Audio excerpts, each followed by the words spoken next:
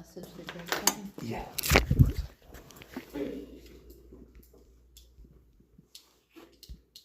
Here. This one. Do you mind saying that? Yeah. Sans. Is that it? 8/10, 6/10, 2025. No treatment necessary. That is exactly what we need. Okay. So yeah, you don't. That is it. You don't have to follow up with me because that's exactly the system. Perfect. Great. Did he say why he didn't do it before? Did he usually finish it? I will know because That's only he had me a go couple back. days ago. Yeah, he had me go back twice. That's why. And I also forgot to pay him the first time. That would, So that would send you back. Yeah. So I'm all set then.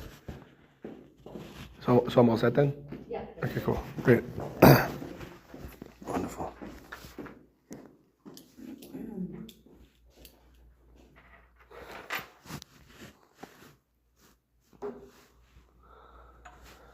Cell phone.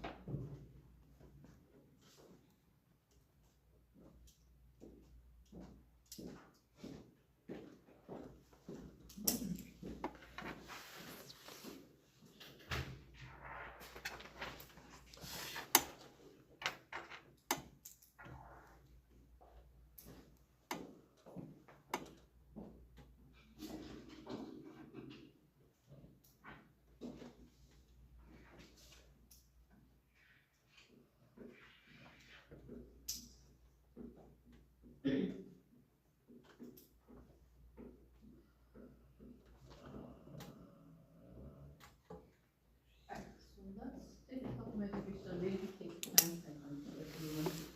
So when we talked about this yellow phase, you think normally this is social drinking or problem drinking? It's probably still social drinking, right? Again, a little bit more likely to have some problems in the space, but it's not necessarily addictive consumption. A lot of things start happening in this phase that we didn't see in the previous phase. What are some of the things that we see in this phase? So like dependency development. Okay. You're not going to see a physical dependence, but they do mention Mental. the concept of social dependence. Dependency. Yeah. Mental. Yeah. What does that mean? Does that mean like you never drink alone? No. No, does not mean that. And that might be a question you're trying to put into. So what does it mean, this whole concept of social dependence? Look forward to events that involve something. Well, that's a whole other thing, but that is true. So social dependence basically means as our consumption starts to increase, we start to seek out other people who drink and use like we do. Why do we want to hang out with those people? Just they'll accept and sometimes, what is the word, enable our behavior. Yeah, so they're a lot more accepting, it's more normalized, you don't stand out. So, let's say I go out on a Thursday night to a bar or club with my coworkers, okay? I don't wanna hang out with the person who's like, it's 11 o'clock, you gotta work tomorrow morning, you already had a couple drinks, it is time to go home. And then they got sober, and they had to relearn their jokes, they had to learn how to play the music or the words to their songs. So, a good example of that, have you ever seen the movie, Flight with Denzel Washington? Flight, yeah. Remember that? Yeah. And they And blame so, them. he was a pilot, and how did he learn how to fly? Drunk. He was drunk when he learned how to fly. And then he got sober, and so what did he have to subsequently do after that? Fly, sober, but he didn't. He had to relearn the whole thing again. Somebody actually told me this morning, which I didn't know was based on a true story, which is kind of cool. And that is a really excellent example of what they mean by state dependent learning or state dependent. Of course, our tolerance goes up as well. And they talk about blackouts. You had to define that word blackouts. What are they? Are they the same as like passing out? What is a blackout? You're still conscious, but not, like black, I've had it happen to me before. Yeah, your brain stops before it counts. That's exactly what it is. So we're still It's literally awake, black sometimes. we're alert, you can't tell by looking at us that we're in a blackout, but we're not recording some or all of the events. And so blackouts can work in one of two ways if somebody's becoming addicted. Sometimes it can reinforce the denial. So if I was by myself, I engage in some high-risk behaviors, if there's nobody around to tell me about it, and I don't have any consequences, probably not going to be concerning to me.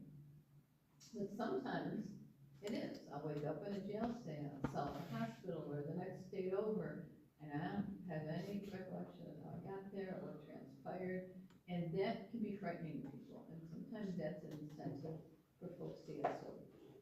Now, I ask this question for every class. I have some good stories, but I've had a couple good ones recently. And if you have any good blackout stories that you want to share, do things that happen to you, people? Yeah, I'll actually, when I was a kid, actually, my cousin just had me doing all these horrible things. He was a, just to say it nicely, he was an anti-Jesus type of person. Okay. Uh-huh. I'm a good person. Yeah. And,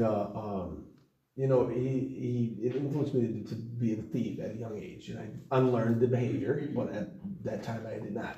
And I remember I stole a bottle of Captain Morgan from my aunt's cabinet. And I was on a Friday night and I just finished school, so I said I can get drunk.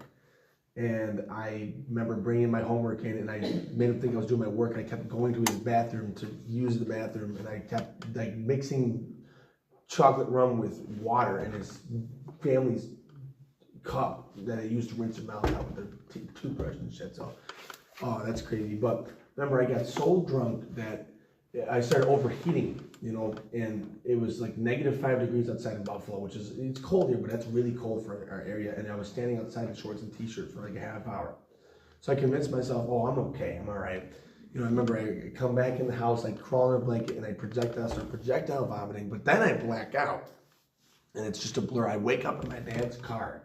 And I remember the first thing he said to me. Getting in it or anything? Huh? Don't remember getting in the car? Nope, that was all gone. It was, like you say, it's literally like it's like gone. It's like, I'm not just how crazy, but it's like you're kind of like dead for a second, like weird. Oh, and then because my dad, not my real dad, but he was my adopted father, but he was an alcoholic, and he knew that I was drunk as hell. He did. Yep. That's quick. Thank you for sharing. Yeah. That's a kind of a frightening story, but kind of good that maybe happened when you're younger, so you have a chance We'll learn. to learn a couple lessons from it. So I'll share two that kind of come to mind. One was more frightening and one was a little bit kind of. So we had a guy who came in here. By the time he came in here, he was sober. But previous to that, he was a very heavy drinker. And just after his DWI, he had an incident with his job.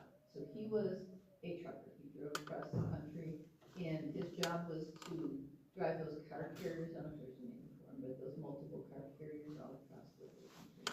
And he did that when he was still actively drinking, he was still, problematic. And he went to his mailbox one morning, and there was a check in there from his employer for several $1,000s. And he called him and said, hey, look, maybe there's some kind of accounting mistake. I'm not sure why all this money, is in my mailbox that you just sent me.